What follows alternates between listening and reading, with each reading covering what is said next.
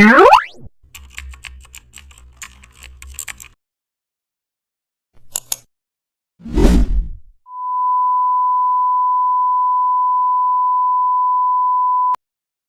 back to the channel. Don't forget to like, share and subscribe for more updates. Today we are explore an amazing topic of Photoshop, how to create gym energy posters using custom shapes.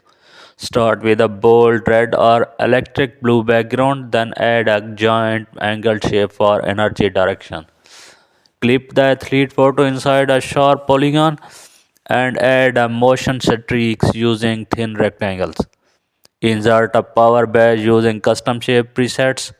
Place the headline inside a thick box shape. Add icons for calories, weight, or strength.